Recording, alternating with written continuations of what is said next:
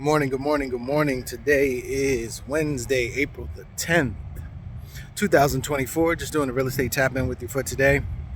So, the CPI data came in and it's running at 3.5%, which is a lot higher than what they were anticipating. They're trying to get this inflation rate down closer to 2%. And they're having a difficult time, getting it closer to 3, and then obviously getting it down to 2 is going to be really a challenge. So the question now becomes is, does the Fed, cut the rates? They were anticipating cutting them come June, their next meeting. I think that's probably unlikely, because what happens is they cut the rate, most likely inflation will spike, especially when it comes to real estate. Obviously, we talk a lot about real estate here. The prices, more people will probably try to get qualified to buy a home. You have more buyers. You still have low inventory. So there's going to be a lot of competition for those homes.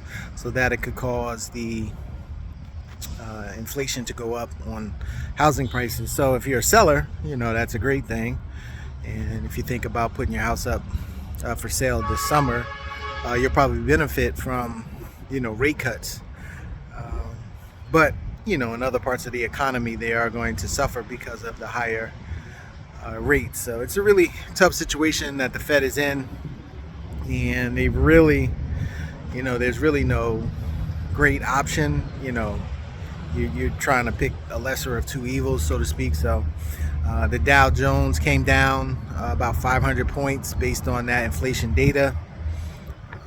They're just, expecting that the rates are going to remain high. So people are selling off, some of their stocks in that particular,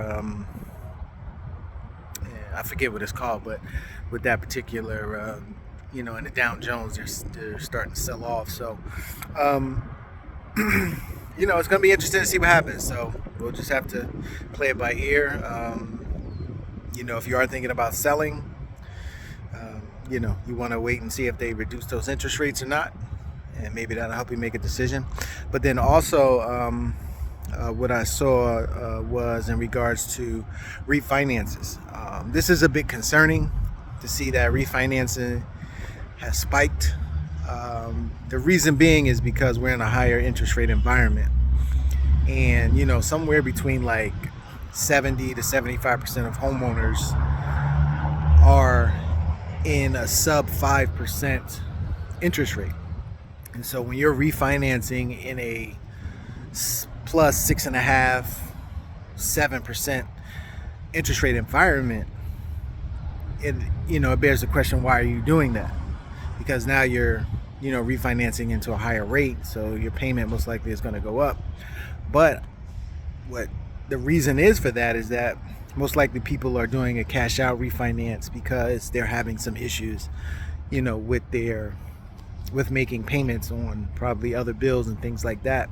The car payment and other expenses that come with the household, groceries and things like that are more expensive. So they could be refinancing to tap into some of the equity, because a lot of homes right now have a good amount of equity in them. And so that shows a sign of potential distress, people refinancing in a higher interest rate environment. So it's something to keep your eye on. Again, we bring this back to notes. If that does happen and people get into trouble and they've taken out their equity, we can try and help them out by creating a note where, because they don't have much equity, we can create a note on the property and be able to, over time, be able to make the deal pencil out where it makes money for us as well as the seller of that home, and then provide home ownership for someone else. So be something to keep an eye on, to see, just what type of turn the market makes, come this summer. Those were a couple of things that caught my eye. So if you have any comments or questions, please post them and we'll answer them. And we'll talk to you soon. Have a great day.